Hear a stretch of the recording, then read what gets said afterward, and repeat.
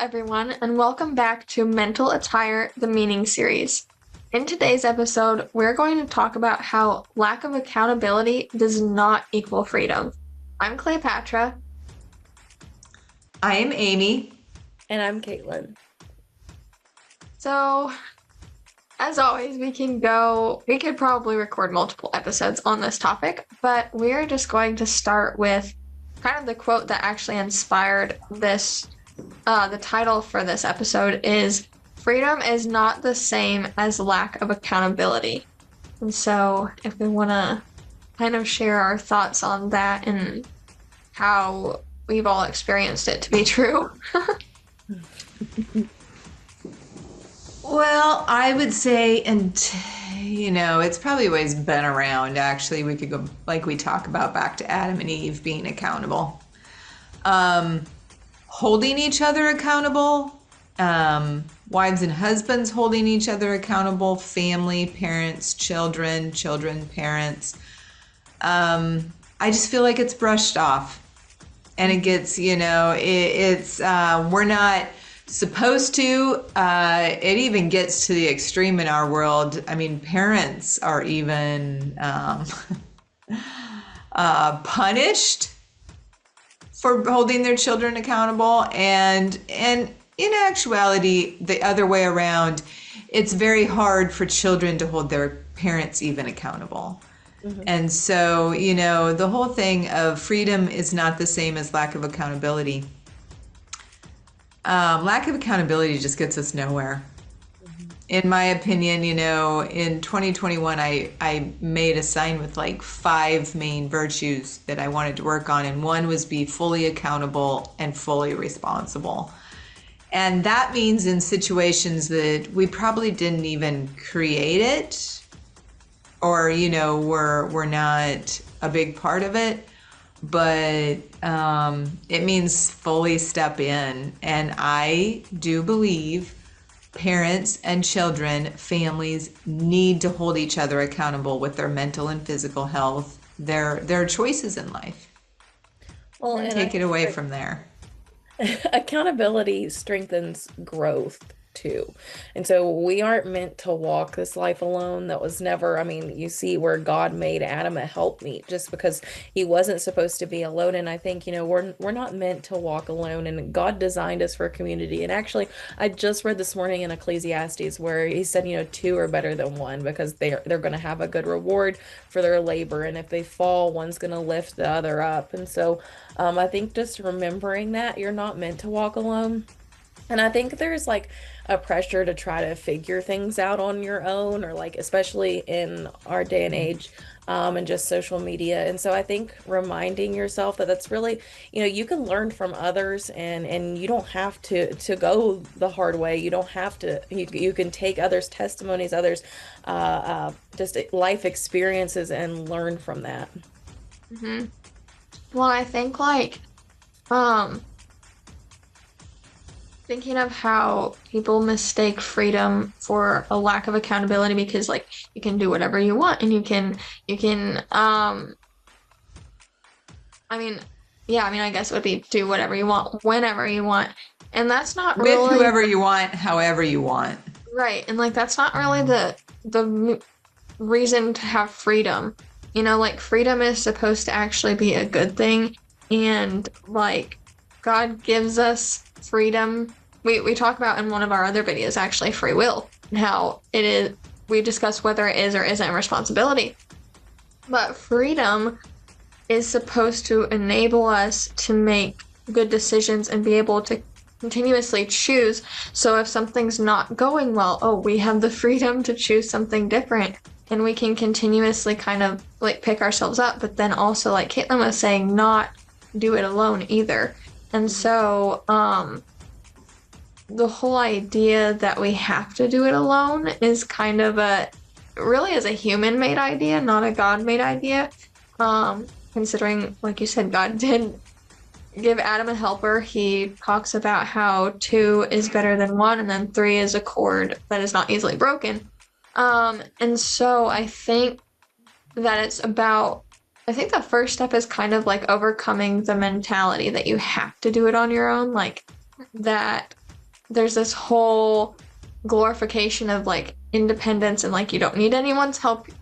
You don't need, if you're a female, you don't need a man's help. If you're a man, you don't need a female's help even, like just, and it's not, I mean, we need other women in our lives. If we're a woman, we need men, you know what I mean? So like it goes both ways.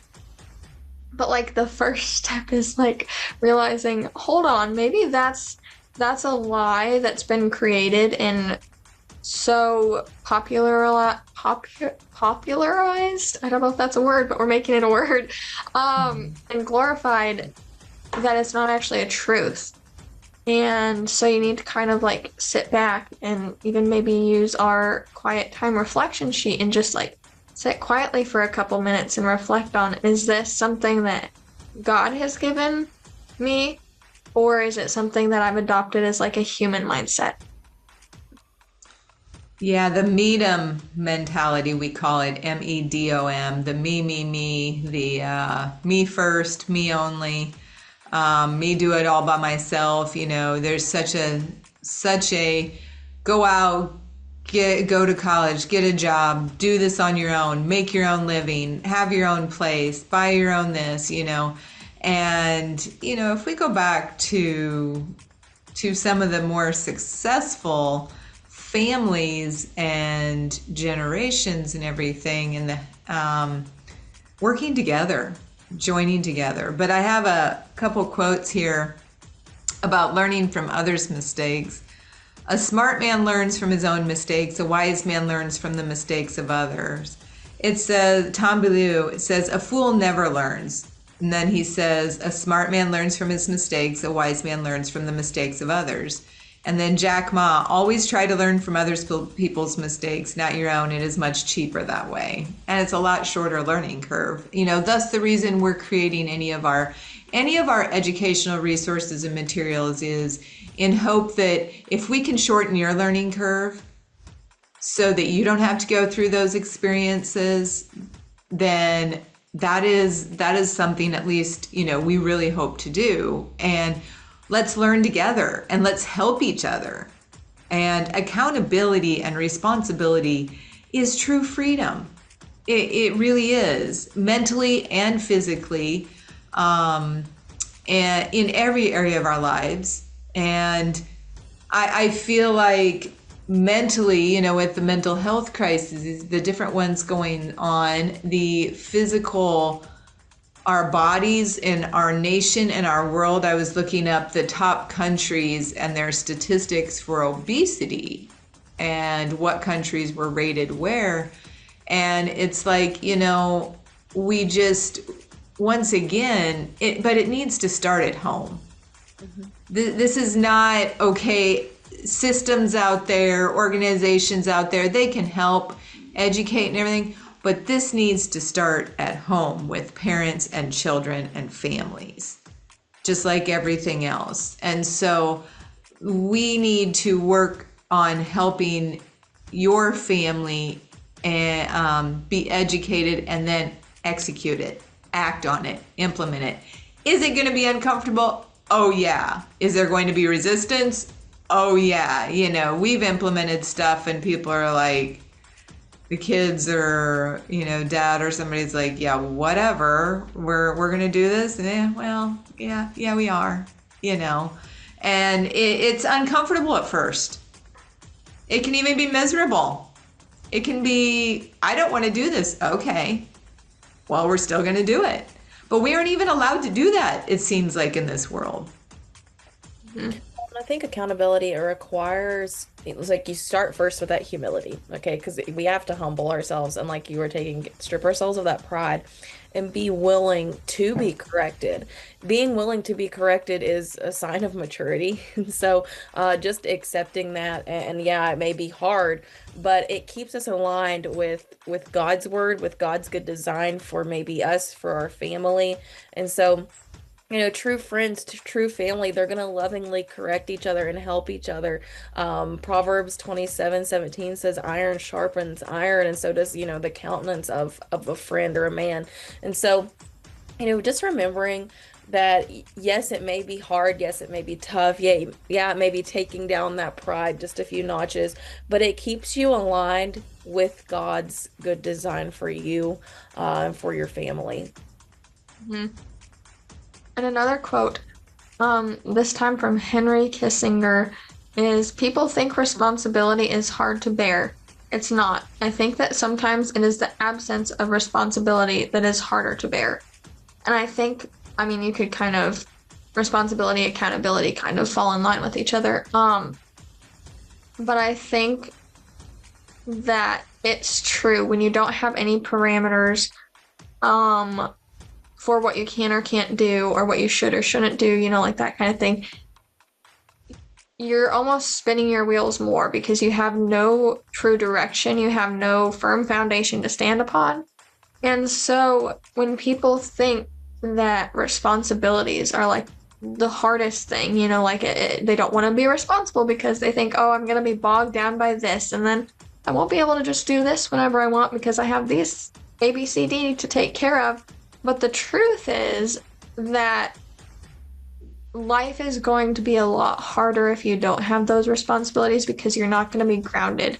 And so you'll just be kind of like continually searching for the next thing, for the next thing, for the next thing. And you won't have anything to keep you accountable to, or you won't have anyone that is keeping you accountable, possibly. And so I feel like that's another misconception, is that people think that responsibility is harder than non-responsibility, could say. And in my experience, that's not true. When I have, first of all, people keeping me accountable, but then also it is ultimately up to ourselves to, I don't want to say to take that advice, but to hold ourselves to it, because you could have as many people around you trying to keep you accountable and have the best of intentions, but if you're not willing to listen and, like Caitlin said, to humble yourself to accept that advice and even instruction from them, it won't matter, because it's ultimately your choice, and that goes back to the whole thing of free will. But I found when I set, for example, in my writing, I need to write a chapter per day to finish this book at such and such time. Does that mean that it can't change if something comes up? No. But I have this responsibility, and if I know I have that responsibility, it's holding me to something that keeps me responsible in other areas too. Because when you start just with one small thing, like, okay, I'm going to take responsibility for my life by doing this one small thing, whatever it is for you, every day, it just kind of compounds into, okay, then how can I be responsible in another area? How can I be responsible in this area of my life? And it starts to become something that you seek instead of like pushing against. Two things I want to kind of bring this up, but then another thing I want us to go talk on is where to start. You've talked somewhat, but just also, but the first thing is vices versus virtues. We talk about this in our videos. Looking at one's vices, and you just talked on Cleopatra, responsibility. Responsibility compounds either way. If we're not being responsible, it compounds that way. And it makes bigger messes. And it makes life a lot harder. And then you talked about being responsible compounds. That compounds with rewards and benefits. So it's one or it's the other. And it's either, like we talk about, the highway or the low way. And whatever we choose, and the saying goes, you can lead a horse to water, but you can't make him drink. That is true.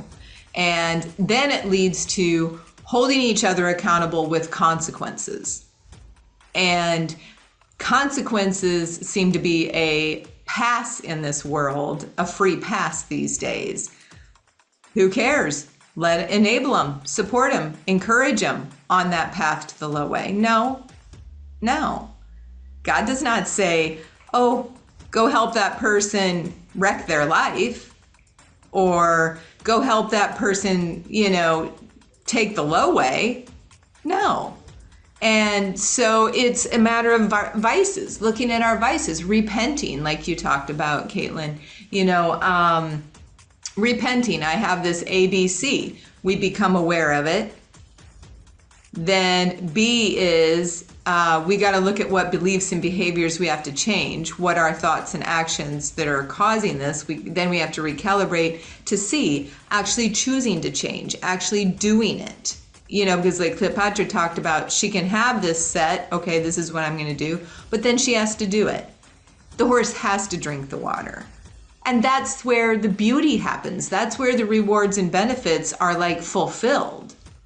That's where we get to experience that joy and peace and everything that God grants us and has for us. So with that, you've mentioned some, but where do people start? You can look at your life and go, oh my, and it can be very overwhelming with where our lives are at sometimes. Where to start? I think like you said, becoming aware, obviously, that's like your first step, becoming aware and admitting. And then I think, in my opinion,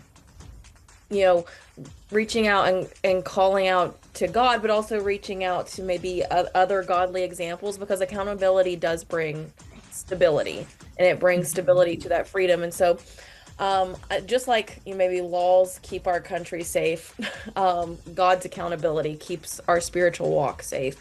And so I think it's really important, just even like if you've never cracked open a Bible before, I think there's so many examples that we can follow, Jesus's example, his walk, and how he maybe taught his disciples to be accountable, how he taught others to be accountable, his compassion, and just his ways. They went against the grain. But that would be maybe my start, is just admitting and becoming aware, and then looking to God's word and realizing you can't do it without his help and without others' help. Mm-hmm.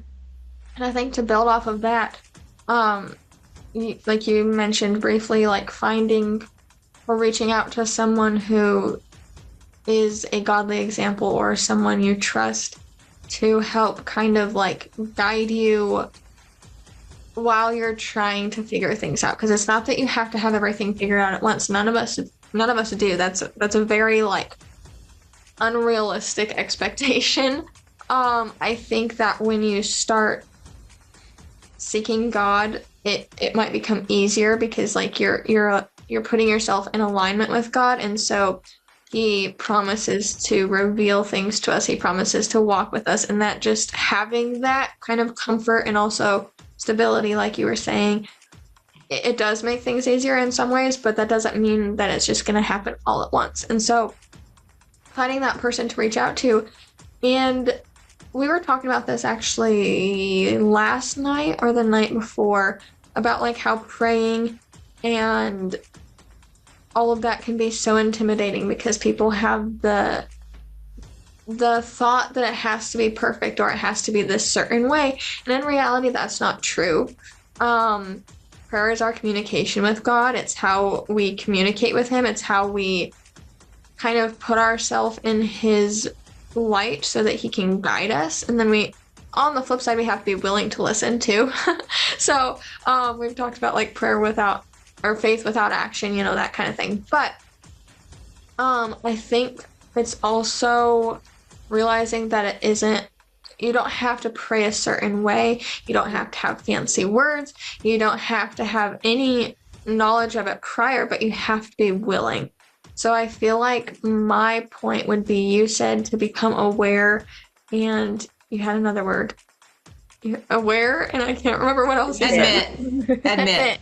Yes, and then you have to become willing, because if you're not willing, nothing is going to change, because you're not going to be willing to change. And so I think my step would be become willing after you've taken steps to become aware and to admit, whether it's your wrongdoings or just where you need help. It might not even be like something that's like terribly wrong, but it's just not going well, and you're like, I don't think this is the right way for me to go. And so yeah, I think I would say to become willing, because I know what it's like to not be willing, and then I also know what it's like when you finally kind of repent, and then also there's a word I'm looking for and I can't think of it.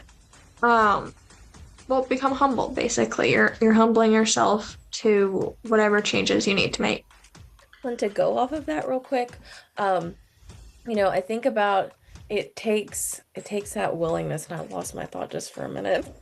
It That's takes okay. that willingness. Christ offers a freedom from sin or past sin or mistakes that we have made. Yes, that's offered to us freely. But then, and no, we don't have to have everything all figured out. That's we're not. We're human, but He offers that freely to us, and then it takes us taking that. It's not a 360, that 180, and taking those steps towards change. Once we have admitted, once we have humbled ourselves, once we have, decided we're going to make this choice, okay, we've got to turn from that. And yes, that's when God will provide us with the accountability. That's when God will provide us with the next few steps. We just have to listen and tune our ears to listen to Him, and not what everybody else or what the world tries to throw out there. So then piggybacking on both of you and, choosing to change the C. I have a couple things here out of Mark. He did not let anyone follow him except Peter, James, and John, the brother of James. The point of this one is he did not allow anyone to go in with him except for his inner circle. Who you go to, Cleopatra mentioned, and you did mention, Caitlin, who you go to, is it a safe environment? Are they going to enable you in a way that's going to keep feeding you to keep doing it? Because there's those that we go to that are going to pull us and keep us down, or there's going to be those that are going to hold us accountable in the way that God's saying to be accountable. And there is a difference, because do you want the highway or do you want the low way? And it says he needed people who wouldn't question who he was and who believed.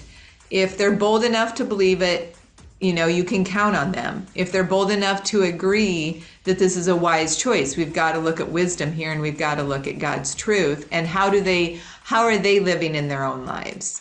And that can be very hard if we don't know for sure. That's why, of course, we have a saying that says always consult God first and foremost, because God will guide us to who we need, as you mentioned, Caitlin. And then when we're in the heat of it all, we need people who join with us. And then it says in Mark 5:40, but they laughed at him. After he put them all out, he took the child's father and mother and the disciples who were with him and went in where the child was. We don't need the doubt of the ones that are going to enable and feed us in an unhealthy way and in unwise ways, that are going to say, oh, you're fine. Yeah, you don't need to change anything. You know, this and that. I mean, I don't need to hear that. I don't. And we've got to look at how they live their lives, their beliefs and values, their virtues and vices. I mean, it's true. We've got to, I would want somebody to look at me and say, what are her virtues? What are her vices? What is she believing? Because if they're not aligned with God's, I don't want to do some more harm than good to somebody. But Jesus is like, I'm going to surround myself with these people who understand my assignment. And, it says, I cannot fulfill my destiny with your critical spirit in my life. I love you, but I'm going to love you from a distance. This is when we can love people from a distance. People can love me from a distance if they feel that I would do more harm than good. We have to use wisdom as our measure in who we go for the safe environment. But I think something we've mentioned, and I'm not sure, it doesn't really matter what video, is I was not taught this. I did not understand or realize this. We have these feelings and chemicals in our body. The majority of them we really shouldn't act on. We need to express them in a safe environment and a safe place with safe people, but we shouldn't be acting on them. And that's the high, great feelings that, oh, this is a great trip, or, you know, something's going really great with our project or this or that. And then the low ones too. We have to let it kind of just, you know, even out and, okay, come off of that fun high, natural, you know, good experience, or that bad experience too, let emotions subside, then decide. Because there's such a kick in this world, you know, they promote so much our feelings. We can go back to Jeremiah with our heart. You know, and I think we've talked about that, and we can talk about it a different time, but that's quite a bit, but just some things to keep in mind. Well, I think something to build on what you were saying is that there's a difference in people who are going to hold you accountable, but then you also have to be careful that they're not going to like ridicule you for wanting to make these change, like make fun of you, or even just like, I don't know, because it might not be that they even make it obvious, you know what I mean? But like, it's that, you know, if they're not actually wanting to help you or wanting to hold you accountable.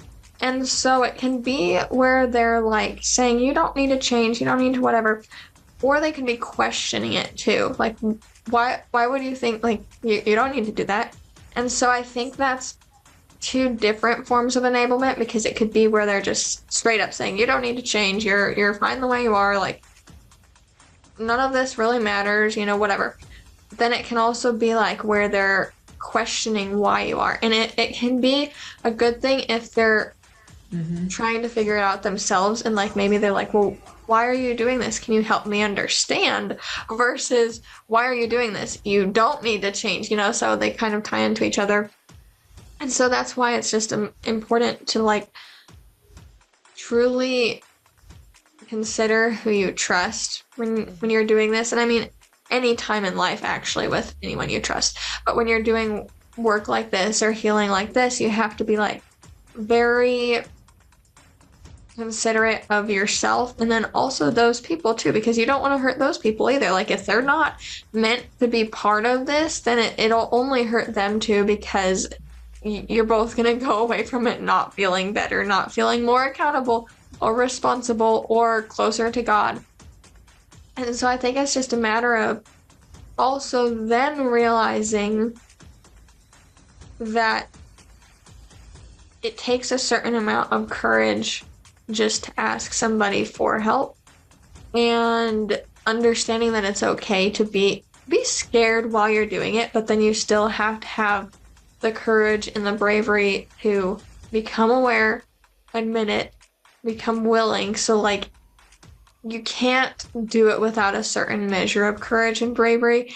And I think that's also something that God gives us. You can go back through the Bible, or just throughout history of the people who went to God and asked, I need help. I don't know how I'm supposed to go about this. Can you help me? And that takes courage, because it's admitting that you can't do it on your own. It's admitting that you need God first, and then other people around you second. And so I think it would also be a good idea to pat yourself on the back when you do make those steps, because you need to remember that this is a big thing, and it doesn't really matter if someone is like, well, that seems like a very small thing, I don't know why it's so like important to you. It is. If you're trying to pursue God, and even if it's something brand new to you, you know, take a little bit of time to just appreciate yourself and give yourself grace, because that's also something that God gives us when we're truly seeking Him and seeking His will for our life, is He gives us grace. And so we should give that to ourselves too, because it's going to make the whole process more enjoyable and more fulfilling, and less difficult almost. It'll make it easier. When I think of the verse, Joshua 1:9, because you were talking about, you know, just being scared making these choices and stepping out. Joshua 1:9 is like one of my favorite verses, and it says, "Have not I commanded thee, be strong and of a good courage, be not afraid, neither be thou dismayed, for the Lord thy God is with thee whithersoever thou goest." And I think about, the path that we choose, and when we do choose to change, God is going to be with you wherever you go. And just trusting and knowing, you finding and reaching out to someone that you can trust, but also knowing that you can trust God as you walk this path. So, ladies, a takeaway. I think we've provided lots of them, but what would be one of your top takeaways? All of them that we've mentioned today are mine, but just one takeaway. I think that to summarize it kind of goes back to your mindset, which this is the mental attire series, and we're talking about what you put on in your mind and then also what you put on your body, but it starts in your mind. And so I think it's shifting your thoughts, shifting your mental state to become aware, to admit, to become willing. I think it's a mental shift really before it even becomes a physical shift, as with most things, but you have to make those changes in your mind first, and that's something that no one can force you to do. And that's where the accountability to yourself comes in, is because you are responsible for yourself in that regard. That doesn't mean you don't need anyone. I'm not saying that. That doesn't mean that you can't have people around you encouraging you.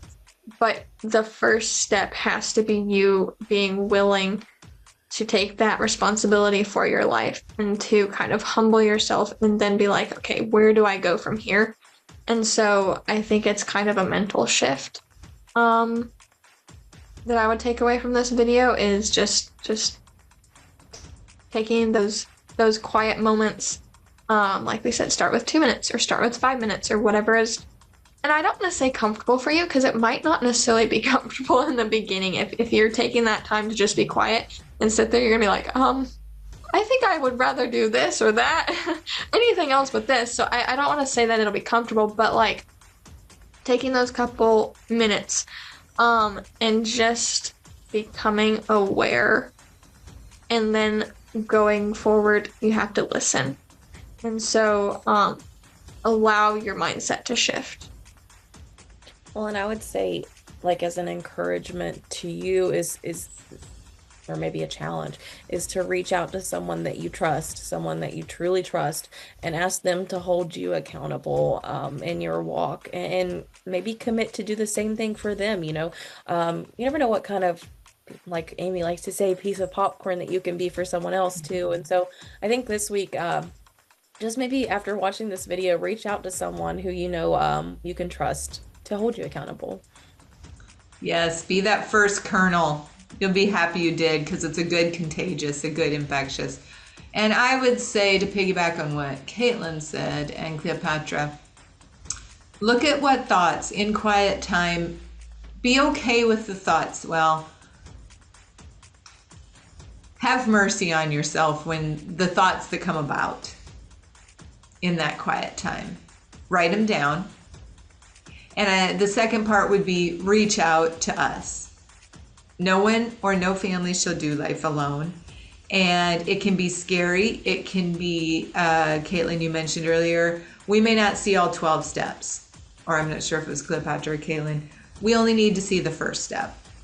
What is the next right thing you can do? Veronica Valley, she's a phenomenal lady that taught me that. And what is the next right thing? Because in some situation, actually any of our situations, look at whatever it is, just look at that one thing. What is the next right thing? What is the next godly thing? What is the next wise thing I can do? That's all you need to pay attention to. Don't get anxious about everything else, and don't get depressed about the past. Just stay right there, and what is one thing I can do for this? That's all you need to figure out. So, and you don't have to figure it out alone. Well, ladies, thank you. And Cleopatra, what was the title again? That is a good question. The title is Lack of Accountability Does Not Equal Freedom. So choose freedom, choose accountability, choose responsibility, and we are here and we are thankful for you. We appreciate you and we look forward to connecting with you, and take care.